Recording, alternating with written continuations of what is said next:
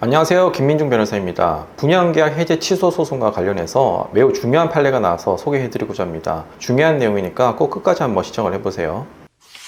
서울중앙지방법원에서 나온 판결입니다. 무이자 중도금대출 알선 등을 분양 조건으로 내걸었다가 대출이 안 된 사건에서 법원은 분양계약의 착오 취소를 인정해서 분양업체가 계약자에게 분양계약을 취소에 따른 부당이득 반환으로 납입금 반환을 의무화했다고 판결했다는 내용입니다. 사실관계를 좀 살펴보겠습니다. 판결문에 따르면 A씨, 원고입니다. 원고는 노후 준비 차원에서 경기도 오산시에 있는 이 건물 지식산업센터 사무실 2개를 분양받았다.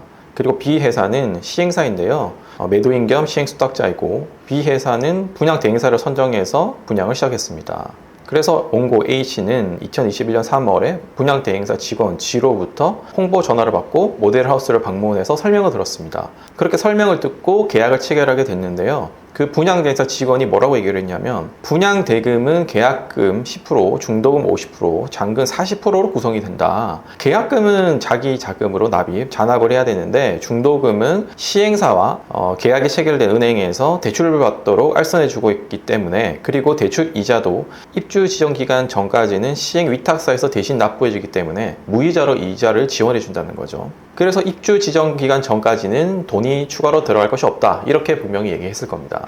그러면 그 이후에 잔금을 치러야 되는데요. 잔금을 치를 때도 그 목적물을 담보로 제공해서 대출을 받을 수 있도록 알선해 줄 텐데 분양 대금의 70에서 80%까지는 대출이 되니까 걱정하지 않아도 된다. 이렇게 얘기를 한 것이죠. 그래서 계약금 빼고 10% 혹은 20%만 내가 돈을 마련하면 충분히 이 지식산업센터 2개를 받을 수 있을 거라고 생각을 했을 것 같고요. 그리고 만약에 전세 임차인을 구하거나 아니면 월세 임차인을 구하면 충분히 내가 이익이 될 것이다. 내가 돈이 더 들어가지 않을 것이다 라고 생각을 했을 거예요. 그리고 중도금 대출은 A씨가 물어봤을 수도 있습니다. 중도금 대출이 나오느냐, 내가 소득이 많지 않다 이렇게 물어봤을 수도 있어요. 그런데 분양 대행사 직원은 신용불량자가 아니고 직업이나 소득만 있으면 대출이 나온다. 그래서 대출만 받으면 이 지식산업센터 2개를 받을 수 있다. 그리고 나중에 임차인을 구하면 임대 수익도 많이 받을 수 있을 것이다 라고 말을 했겠죠. 주차장 경비원으로 일하던 A씨는 이런 설명을 듣고 노후 준비 차원에서 분양받기로 결심을 하고 분양 계약을 체결하게 된 것입니다.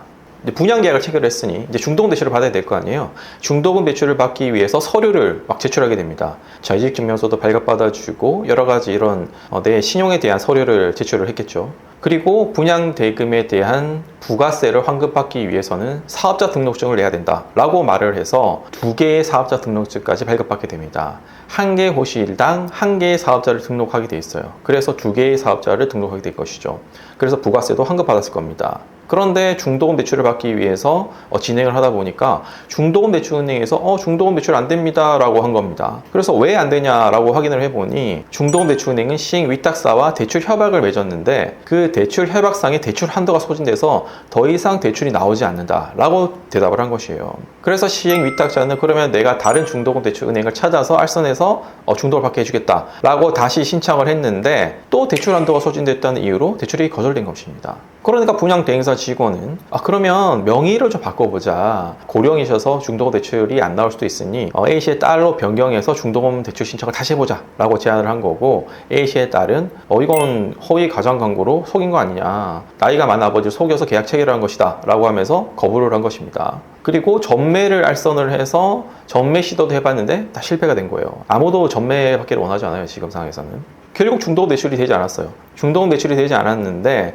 몇 달간 지났겠죠. 시간이 지난 다음에 시행사에서 A씨에게 연락해서 중도금 내라라고 연락이 온 겁니다. 중도금 안 내시면 중도금 플러스 이자까지 청구할 수밖에 없습니다. 중도금 대출을 알선해 주는 건 그냥 우리가 해줄 수 있다는 거지 조건부, 의무는 아닙니다. 그래서 중도금을 안 내시면 중도금에 대한 이자까지 내셔야 됩니다 라고 이렇게 청구가 들어온 것이죠. 그래서 그 원고 A씨가 그 분양업체 시행사 B 회사를 상대로 계약금 반환 소송을 제기한 것입니다.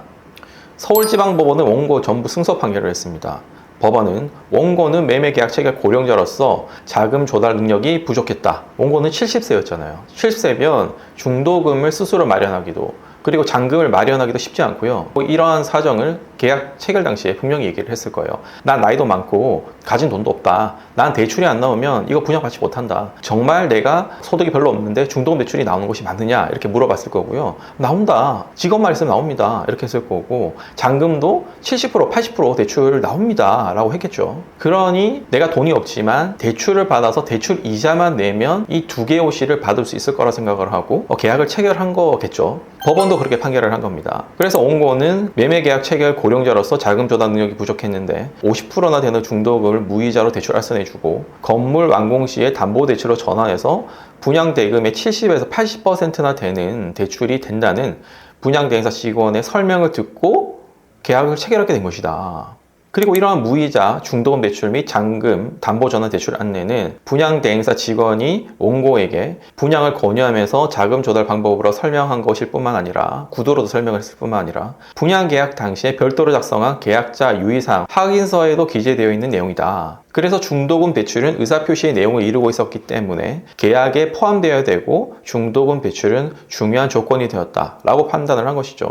원고로서는 분양계약 체결 당시에 분양대금의 50%나 차지하는 중도금 대출을 받을 수 없다는 사정을 알았다면 분양계약을 체결하지 않았을 것으로 보인다라고 판단을 한 것입니다. 고령인 원고가 중도금 대출이 나오지 않으면 중도금 50%를 잔압, 스스로 내야 되잖아요. 그런데 그런 돈이 있었겠냐는 거죠. 나는 돈이 없었고 무조건 대출이 나와야 받을 수 있다 라고 말을 했을 것이고, 그러한 내용을 법원에서 인정을 한 것입니다. 법원은 중도금과 잔금 대출이 가능할 것으로 생각한 동기의 착오는 피고 측, 신탁사, 시행사 측에 의해 유발된 착오다 라고 판단을 했습니다. 이런 동기의 착오는 내심의 의사거든요. 내가 중도금이 안 나오면 분양을 받을 수 있을지 없을지, 그리고 중도금이 안 나오면 난 절대 분양을 받을 수 없을 것이라고 하는 내용은 내심의 의사잖아요. 내가 말을 하지 않는 이상 내심의 의사로서 판단할 수밖에 없는 것인데, 이런 동기의 착오는 상대방에게 유발되었다면, 유발돼서 착오가 일으켜진 것으로 보인다면 취소할 수 있다고 대법원 판례가 판시하고 있습니다. 이런 판례를 따온 것이죠.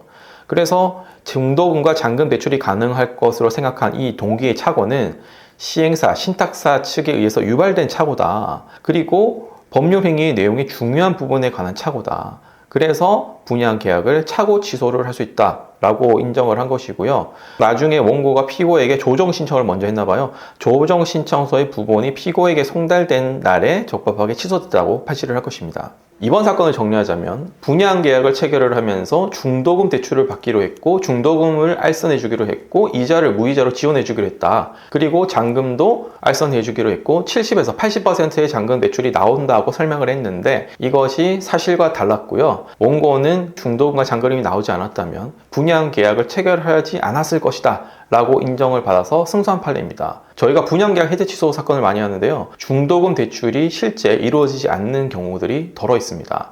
이렇게 중도금 대출이 이루어지지 않는 이유는 여러 가지가 있을 수도 있는데요, 수분양자의 신용이 안 좋아서 안 나올 수도 있지만, 시행사, 신탁사의 잘못으로 중도금 대출이 이루어지지 않는 경우도 있습니다. 이번 사건과 같은 경우처럼 대출 한도가 나오지 않아서 대출이 안 되는 경우도 있고요. 그리고 중도금 대출을 받으려면 시행이 적정한 시기에 따라서 시공이 되어야 되고, 그 공정률에 따라서 중도금이 1차부터 5차까지 혹은 6차까지 단계별로 이루어지게 돼 있는데, 시공이 정상적으로 이루어지지 않다 보니까 담보할 수 있는 부동산 물건이 없어서 중도금 대출이 이루어지지 않는 경우도 있는 것입니다. 이건 시행사로서의 업무를 제대로 이행하지 않았기 때문에 중도금 대출이 이루어지지 않는 것이에요. 그래서 시행사가 계약상 의무를 제대로 이행하지 않았기 때문에 중도금 대출이 나오지 않았고, 중도금 대출이 나오지 않았기 때문에 나는 계약을 착오 취소한다라고 주장을 할 수 있는 것입니다. 이렇게 분양계약을 체결하셨는데 중도금 대출 계약이 알선되지 못하였고 중도금 대출을 받지 못했다. 그런데 몇 개월이 지난 이후에 시행사가 갑자기 중도금과 이자를 납부해라고 독촉해온 경우에는 착오 취소를 주장해서 충분히 다퉈볼 여지가 있습니다. 이번 사건 같은 경우에는 아주 전형적인 판결이 나온 거예요.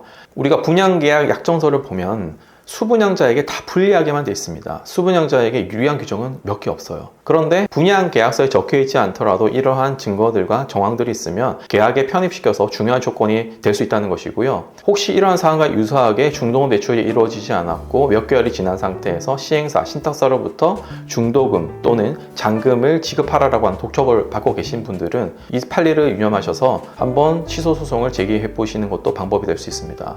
앞으로도 중요한 판례가 나오면 신속하게 안내해 드리도록 하겠습니다. 감사합니다.